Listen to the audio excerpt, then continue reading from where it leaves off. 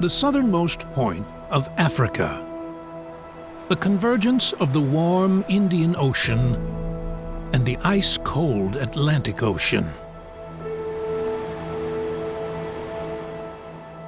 The meeting of these oceans has not just shaped the coastline. Thousands of kilometers away, the continent's hinterland is also affected.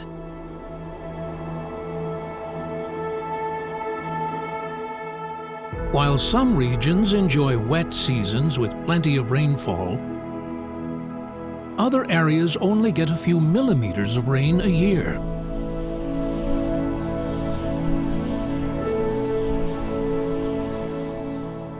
Appearances may be deceiving.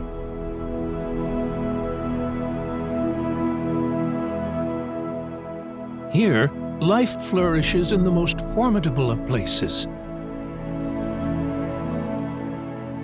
However, there is drought where cascading waterfalls flow.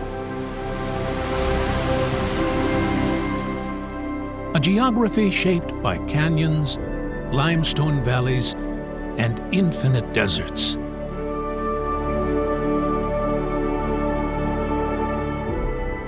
Some of the salt pans here are as large as a small country.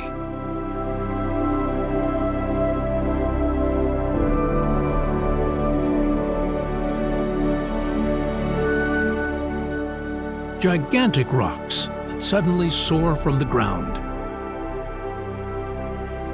Strange trees protruding from among rocks. And extraterrestrial sceneries. Eerie, but fascinating.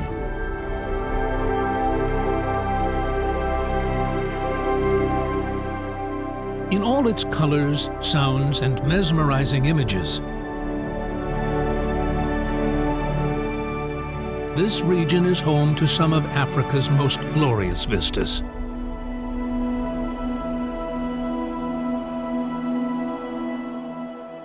This is the Wild South.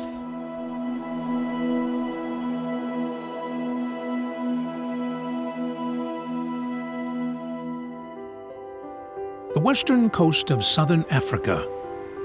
It is the Benguela Current that determines the conditions here.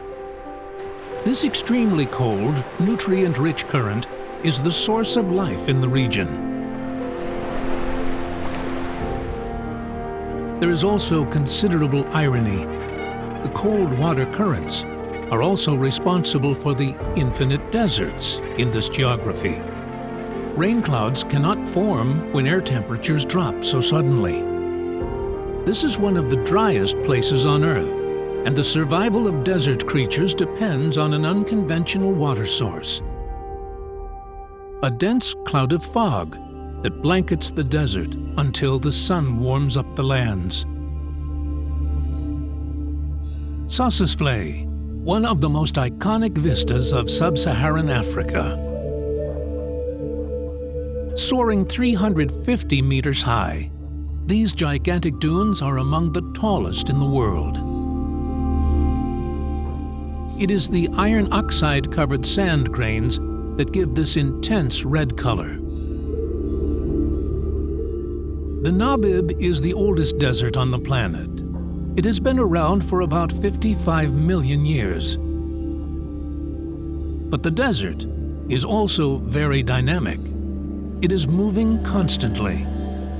Winds that blow consistently throughout the year reshape the dunes of the Namib. The ground may be stationary. However, peaks move as billions of sand grains are blown about. Water is very scarce in the Namib. On most occasions, it is only a mirage.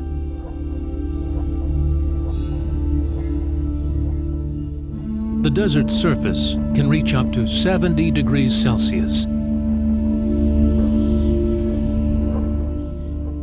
Life is near impossible here, but there are creatures who have prevailed.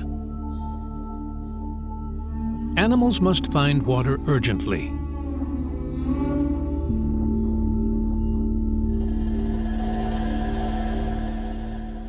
Deep clefts and dry riverbeds can be seen everywhere, bearing traces of rivers that flowed thousands of years ago. There are rivers that still flow here. However, the seasonal rivers that carry rainwater from the north soon dry. The presence of waterfalls can be deceiving. Water quickly disappears between the rocks. All the water in the Namib is underground and very hard to reach.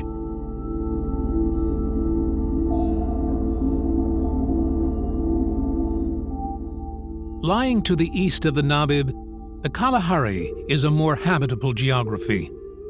There is also no water here. Kalahari is densely vegetated despite being a desert.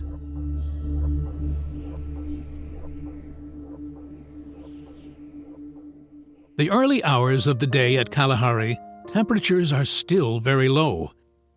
As the sun rises over the horizon, the small predators of the desert slowly emerge from their burrows. Meerkats. After a cold night out on the desert, they have to increase their body temperatures before feeding. Having stored some energy, the meerkats are out looking for food. The pups cannot keep up with the adults. They are left with carers that will protect them and also stop them from wandering away.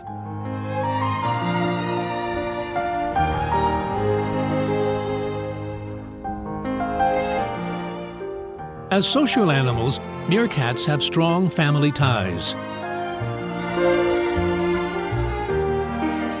They take turns in keeping watch so all members can feed in comfort.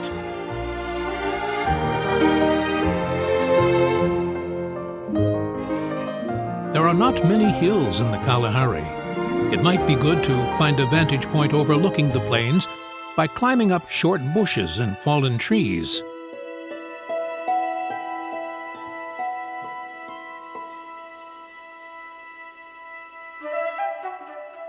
Meerkats are fast enough to escape land predators.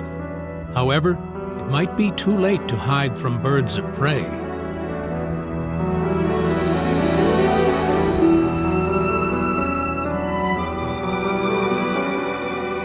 The sentry must be alert at all times. It will shriek to warn the clan against approaching eagles and hawks.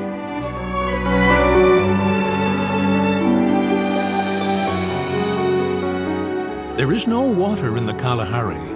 Meerkats meet their need for water from the food they eat. The insects, worms, and larvae they dig out from the sand will feed them and quench their thirst.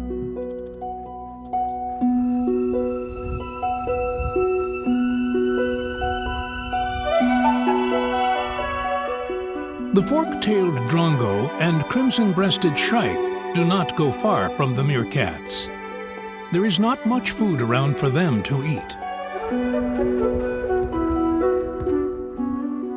They wait for the right moment.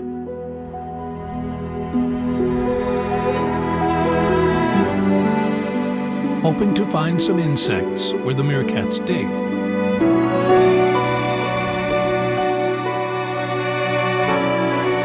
Meerkats and birds alike have devised ways of using the scarce resources of the Kalahari.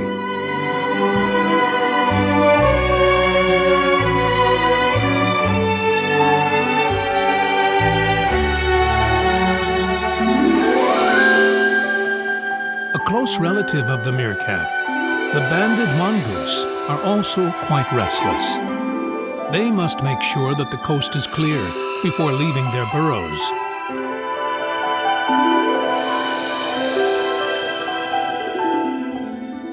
They will not wander far and will dash back underground if they sense danger.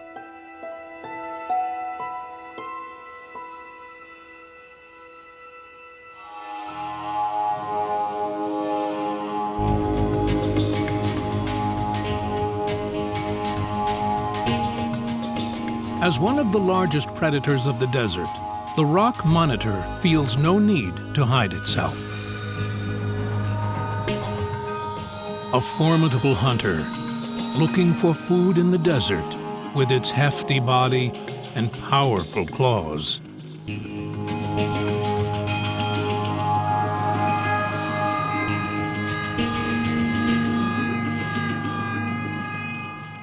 The most important organ of the monitor is its forked tongue, which allows it to detect potential prey by smelling the air.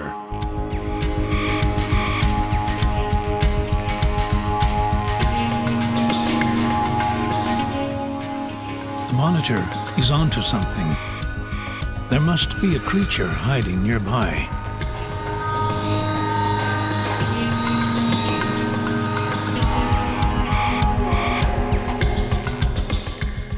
It is cornered. There is nowhere the rat can escape. It is a small prey, but every bit is precious in the desert. The rat will both feed the monitor and quench its thirst.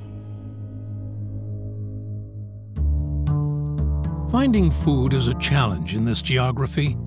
The monitor will continue looking while it still has energy.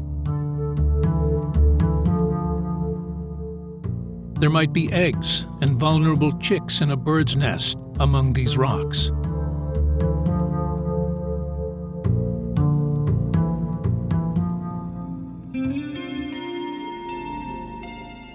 How do the giants of southern Africa survive in the desert when life is so hard even for smaller creatures? African elephants seldomly sleep lying down. No predator in the Namib is capable of taking an elephant by surprise. This elephant is taking a short rest to conserve energy.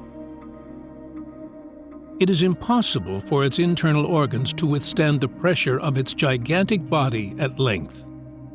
It must continue grazing only after a few minutes of sleep.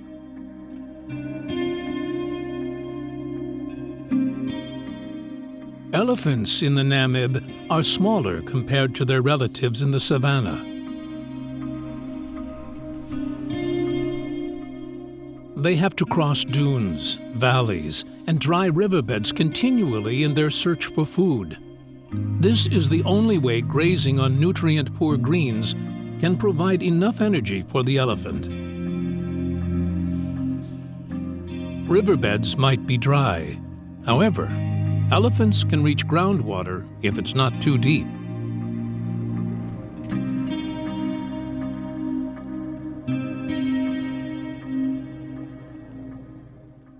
But priorities are different for the elephants of the savanna, who enjoy access to water throughout the year. Male elephants must establish their dominance around the waterholes. This is the only way to impress the females who arrive for a drink.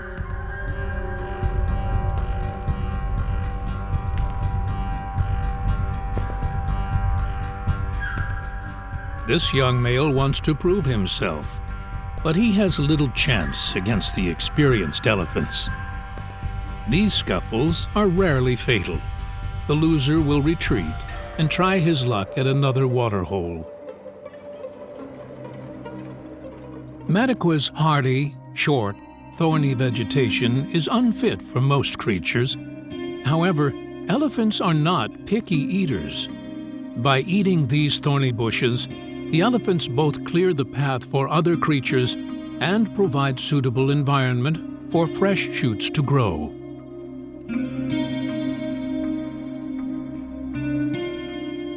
Elephants of the savanna do not have to travel as far and wide as their relatives in the desert.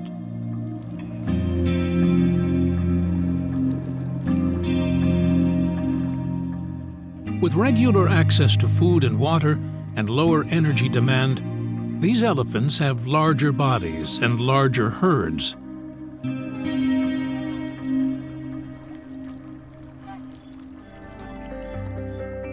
Baboons are social animals too. They form large troops where water is aplenty. Adults scan their surroundings, while the infants want to play.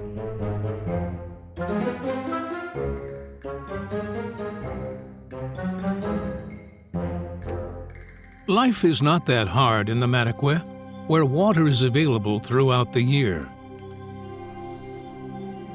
Left to survive the harsh desert conditions of the Namib, these baboons are not as comfortable as their cousins in the savannah. Torching sandstorms, drought, and food shortage has forced them to maintain smaller troops. However, baboons are masters of survival.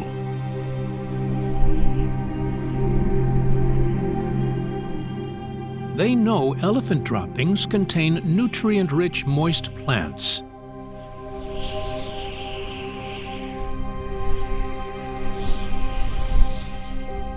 These barren lands are full of secrets.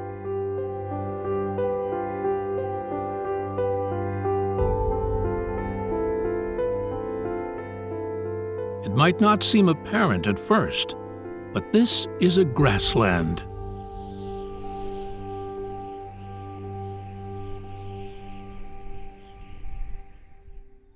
It is unknown when and how the fairy circles were formed. The circles scattered among the grass still remain a mystery. Sub-Saharan Africa is home to some of the strangest plants in the world. The quiver tree is endemic to this geography.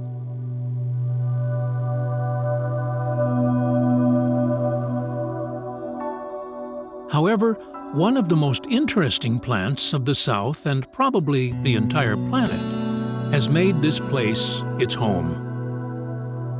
The Welwitschia mirabilis plant, endemic to the Namib Desert.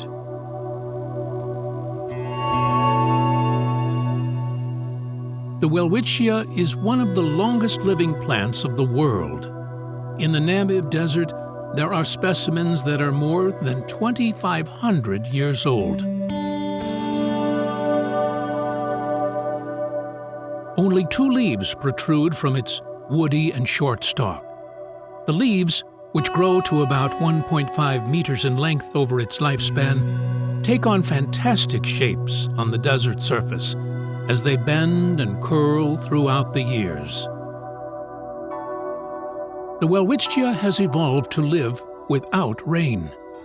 It captures ground moisture through its roots, and the moisture suspended in the fog with its leaves.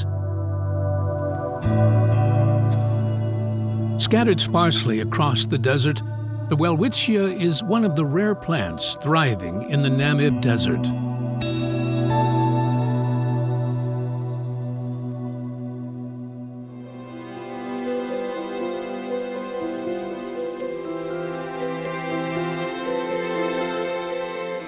One of the rare trees on the plains of Etosha.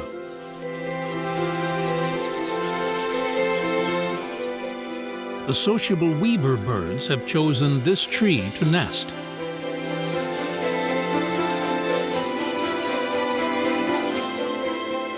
Weaver birds live in colonies inside gigantic nests, which they cohabit.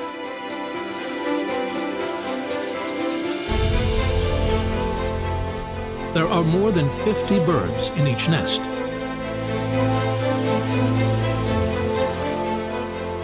A new nest is under construction on a thick branch of the tree. The finished nest will require regular maintenance. Birds take turns to carry straw and twigs for the repair work.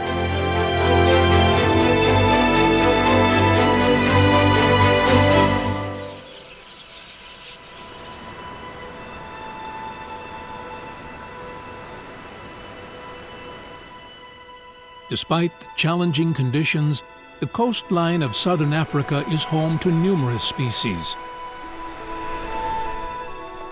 Namibia's Skeleton Coast alone is the habitat of around 300,000 seals.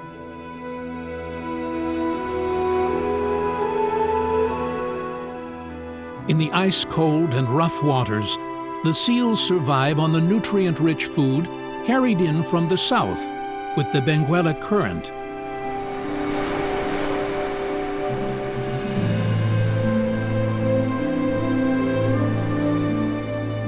They must be on land to mate. Those with a place on the beach have more of a chance. They have space and easier access to the ocean.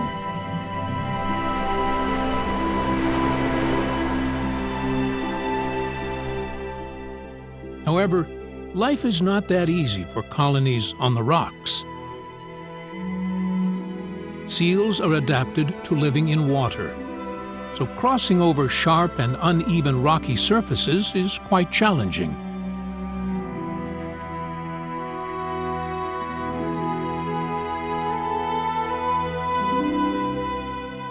Pups cannot afford to leave their mothers in this tremendous crowd.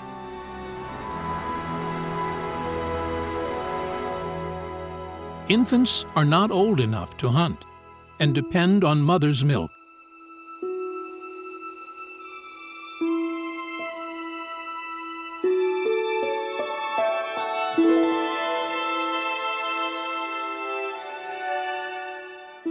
It is miraculous how mother and pup use sound and scent to recognize each other among thousands of other animals.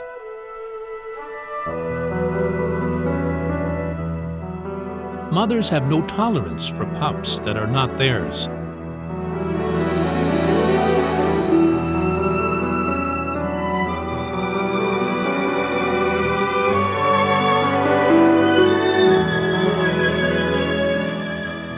The time has come for this little seal to learn hunting. It appears reluctant to go in the choppy waters of the ocean, but it has to follow its mother. It jumps in.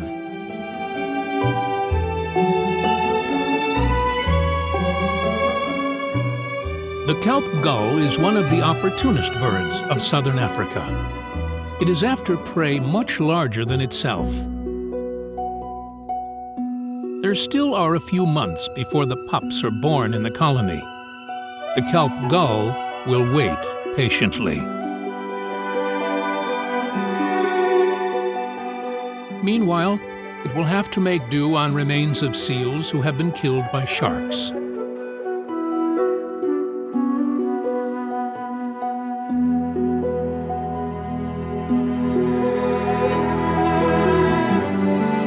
The opportunist jackal is one of the greatest threats to seals on land.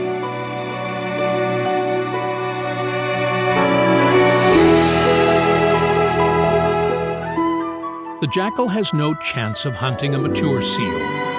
It is waiting for the vulnerable pups to join the colony.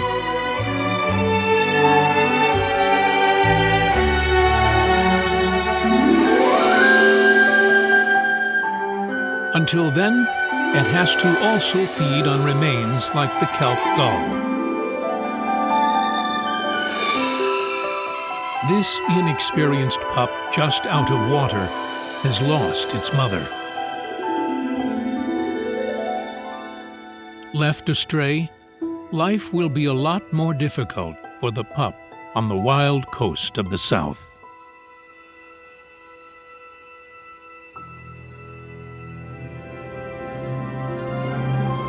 The cold waters brought in from the South Pole with the Benguela Current has provided suitable habitat for a surprising species on this coast. The African penguin. The coasts of southern Africa may not be icy like Antarctica, but walking is a big challenge for penguins. The vicious waters of the Atlantic Ocean are quite dangerous. However, penguins are much more comfortable in the water.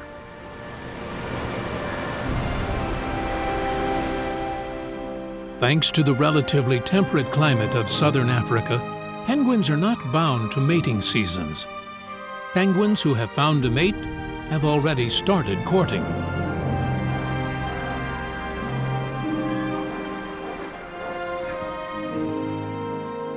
Kelp is one of the best nest-making materials available on the Atlantic coast. While one of the partners tends to the egg, the other will carry material to the nest. It is impossible to walk around without disturbing other penguins. The thriving chicks are nearly as large as their parents. It will take about 1 year before they completely molt their fluffy brown feathers. Soon, they will be exposed to the ocean in search of food.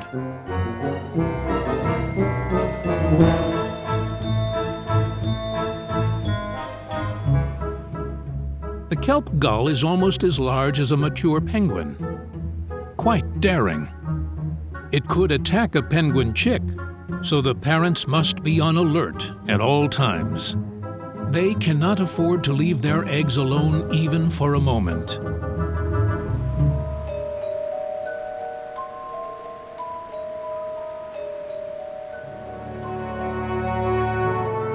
Southern Africa is home to the largest rhino population in the continent.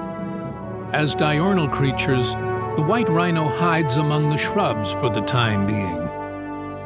And for good reasons, too.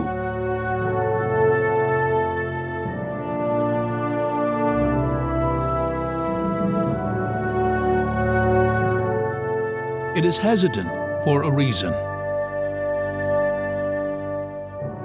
A calf. There are no natural predators for a mature rhino in this geography. It is too large and powerful for predators. However, without its mother, this calf has no chance of survival in the Matakwa.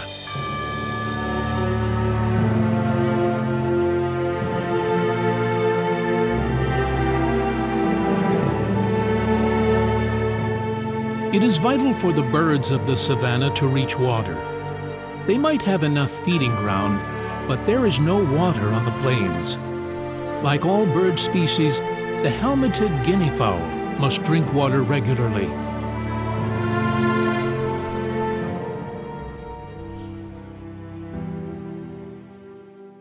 The plains of the wild south offer suitable habitats for predators, too.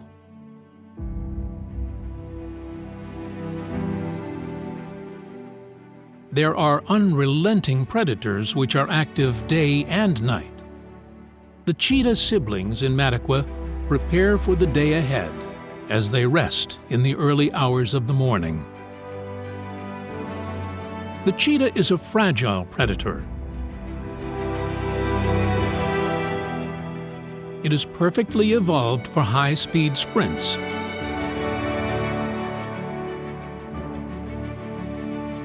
But it has to catch its prey quickly. The cheetah can reach speeds of 100 kilometers per hour, but only for short bursts of about 30 seconds. The cheetah might be left hungry today if it fails to locate a suitable prey on the plains.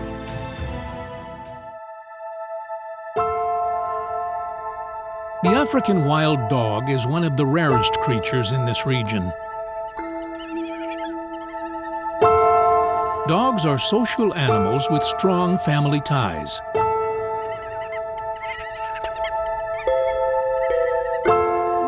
This mother in Matakwa has a litter of 9 puppies. The puppies will remain in underground burrows until they are mature enough.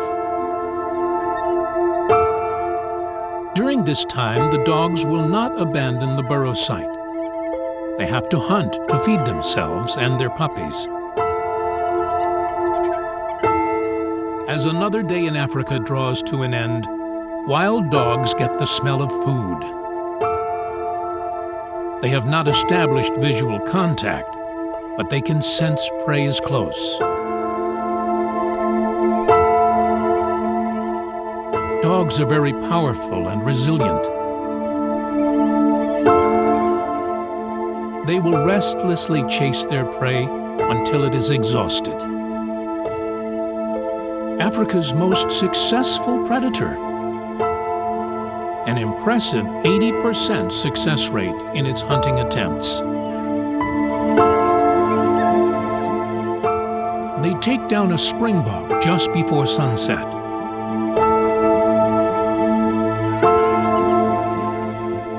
Equipped with powerful jaws, it does not take long for them to pull the springbok apart. Within moments, bones and skin is all of what remains from the animal.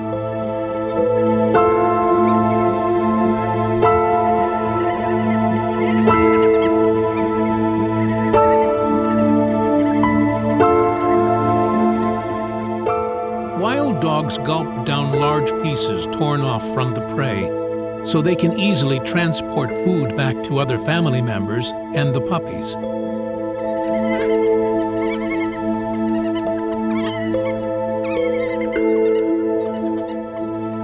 The dogs arrive at the burrow site. Although still breastfeeding, it is feast time for the puppies, who are getting used to eating meat.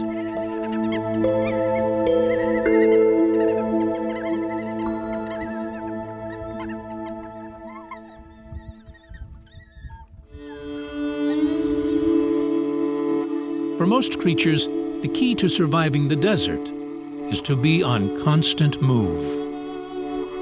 An animal that is unusual to see in this geography, the desert giraffe.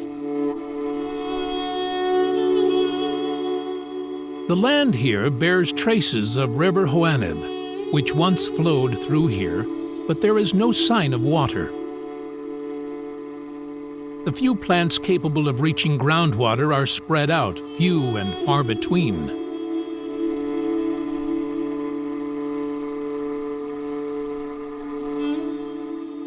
Desert giraffes must find food.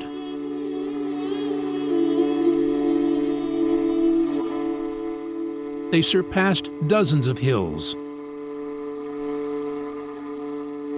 walked for hours under the scorching sun,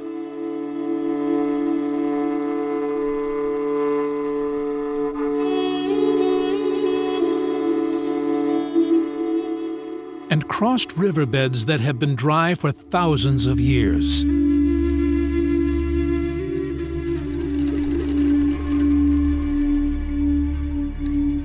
They finally reach an oasis in the desert. It is time to fill their empty stomachs.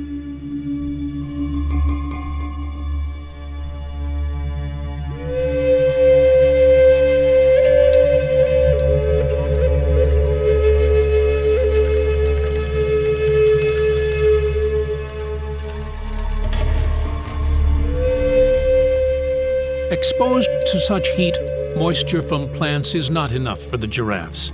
They must find a water hole after eating.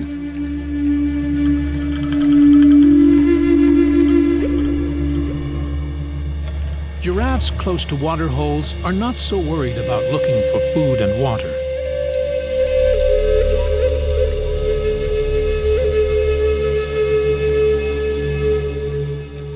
They can gorge on leaves in high branches that are unreachable by other creatures.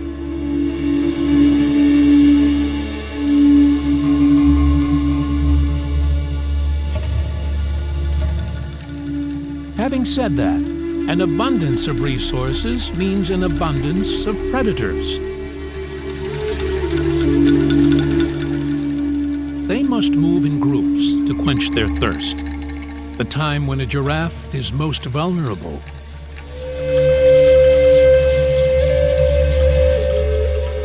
Members of the herd are alert to threats. They will drink in turns.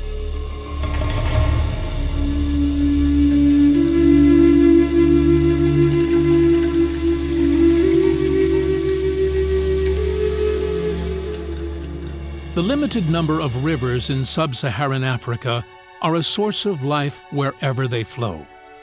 Water is abundant, sometimes even enough to flood parts of this wide expanse.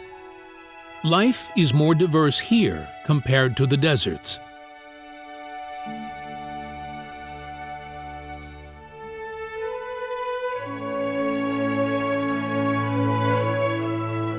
Birds are plenty in wetlands, while the African fish eagle targets larger fish. The pied kingfisher is after the smaller ones. It waits for a good opportunity from where it is perched. For hunting in wetlands, The yellow-billed stork uses its long legs, while the pelican relies on its agile swimming. But the African jacana resorts to a different tactic. Equipped with a light body and enormous feet, the jacana seems to walk on water in pursuit of small insects.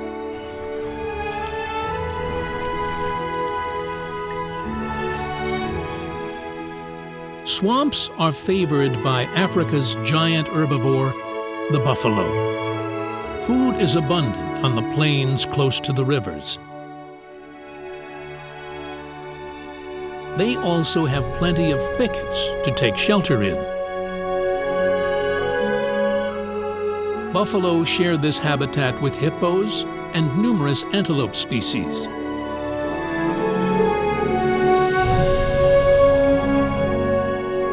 But the dry season does come to this region as well. Life here is prepared for this. Warthogs know that plant roots are moist. It will dig the soil to expose juicy roots hidden from the scorching sun. Tusks are its major weapon against predators, but it will use them more often for digging. But right now, there is no concern about food or water. They can drink as much as they can.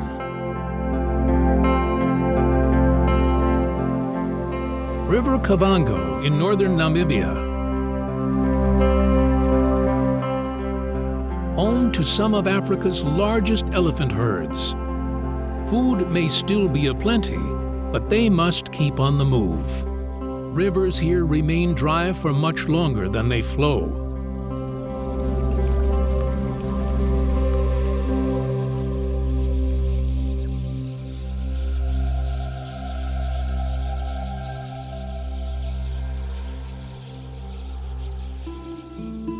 Here, food shortage is the biggest problem for the oryx. It is very adept in coping with high temperatures. It can stay without water for weeks.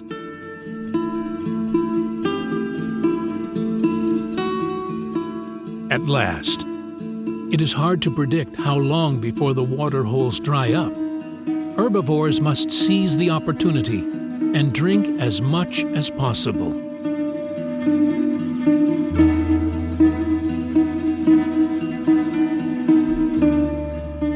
Water holes are crucial for the male springbok. Springboks must be one of the few species used to life in the desert, but males with dominance of the water hole will impress the females and entitle him to a harem. The females flock to the water holes. The males are wary. The rule of the leader is constantly challenged.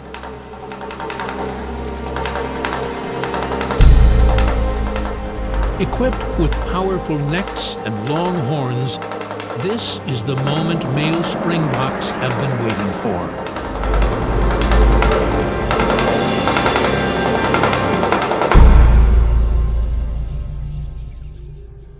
Limited water holes are now crammed. Zebras are not as resilient as antelopes and look exhausted. They will quench their thirst and cool down a little.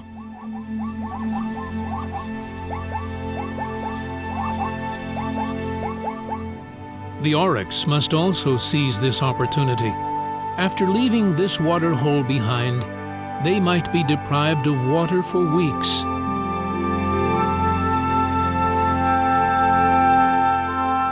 The elephants and giraffes have crossed the desert and have arrived at the water holes. It has been worth the toil.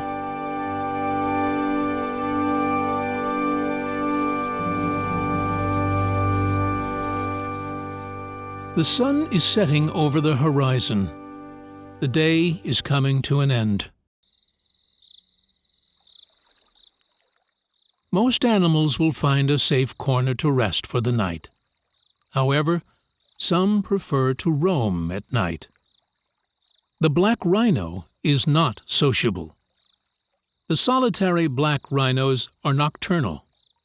It looks timid as it gets to the waterhole at dusk.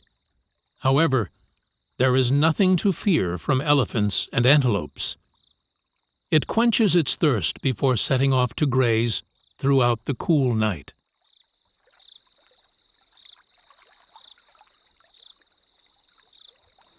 As summer arrives, breeding time is near for the Cape gannets. Gannets live most of their lives out in the ocean, but they also have to return to land.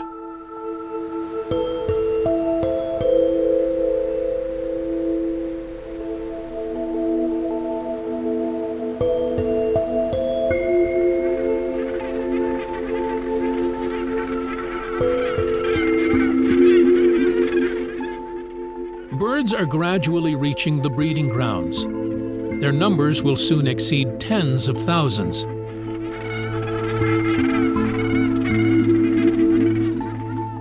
Early arrivals will have the privilege of settling in the safest nests. It is better to keep away from the periphery of the colony.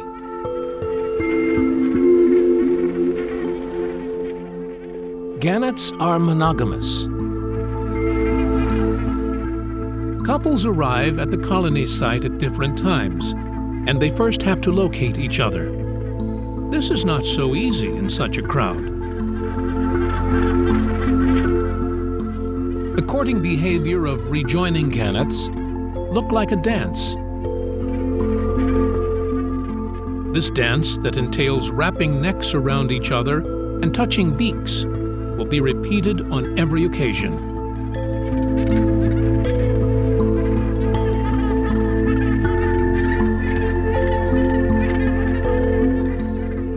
Gannets will build small mounds for their eggs. There is not much other than dirt. They add a few feathers available into the mixture.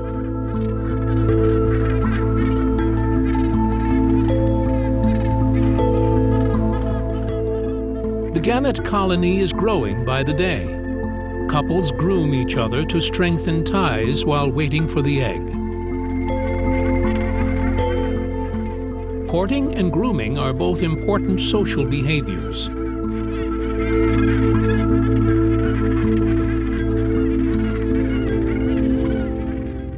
Spouses must take turn to look for food. One of the parents will always stay by the egg during the time gannets spend on land. The scalding African sun could cook the egg. Gannets will continue this struggle until late summer, by when the chick is mature enough to fly.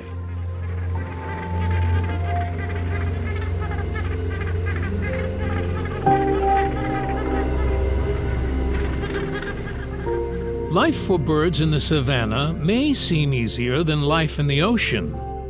There are other threats to birds who have easier access to food and shelter high up in the trees. Jackals know that the Namaqua dove have to drink water regularly. The dove is not an easy prey,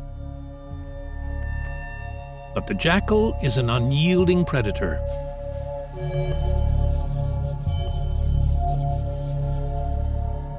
The jackals disturb the antelope and zebra.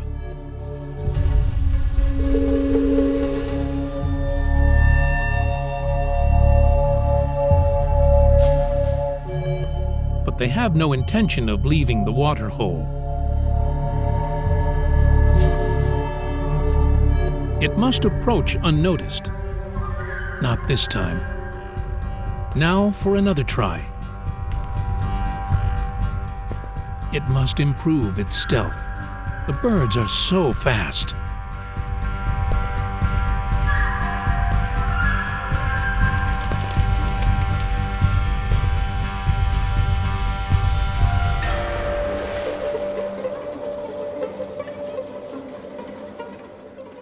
The opportunist jackal does not have to hunt all the time.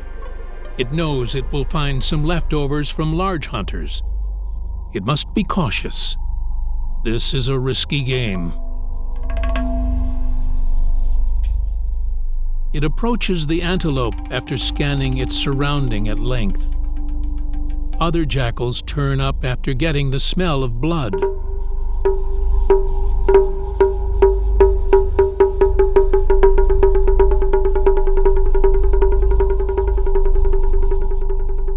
But the lions are still hungry and have no intention of sharing their trophy. Like the vultures, the jackals will have to wait a little longer.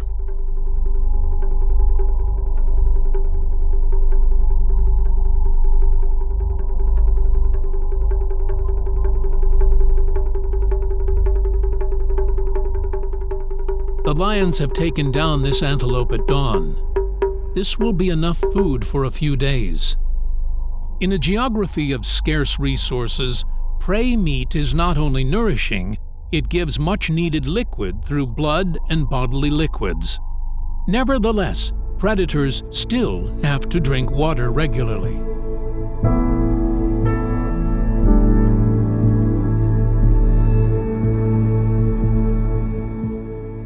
The lions in the savannah are roaming their territory.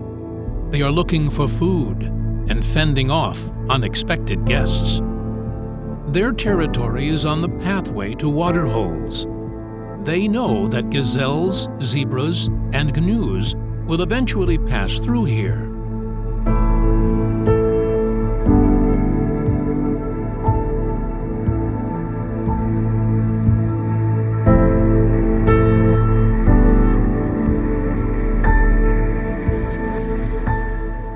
Herbivores must come to the water holes as well, but it is not easy to hide here. Lions have no chance of hunting if they cannot hide.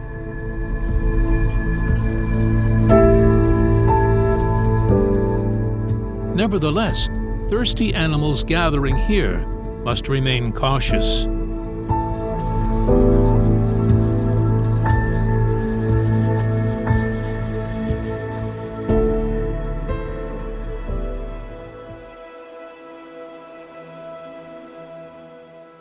Torrid temperatures, a formidable geography, extreme conditions.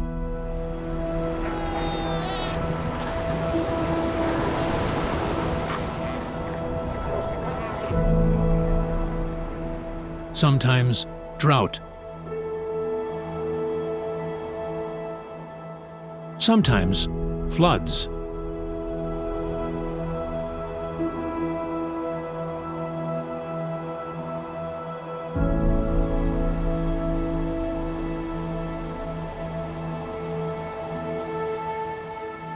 Both the geography and life are in constant motion here.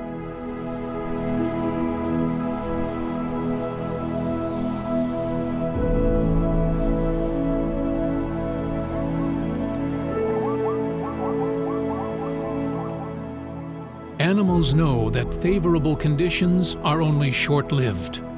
They must make most of the opportunity.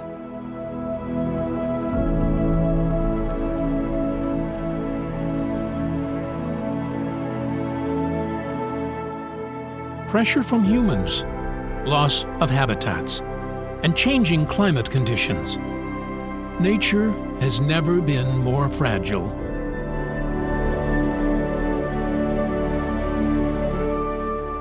While many forms of life are now endangered, many are already extinct.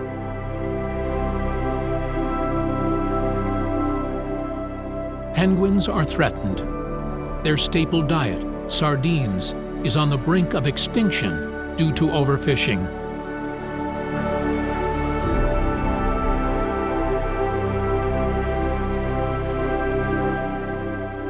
Penguin populations are plummeting.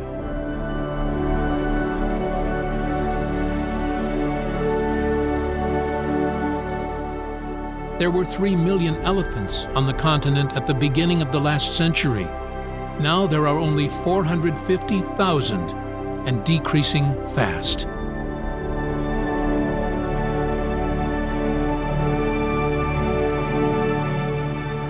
Loss of habitat is a problem for big cats, too. They are confined to reserves. 15 years ago, there were 35,000 lions in Africa. Today, there are only 20,000.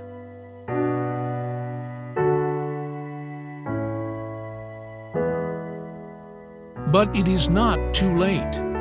There is still hope. From the Atlantic coastline to sand dunes,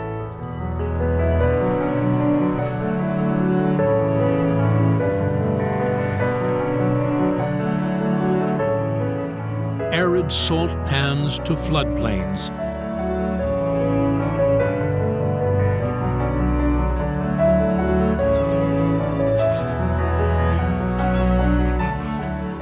from its numerous reserves to rare species, the Wild South will remain as Africa's glimmer of hope.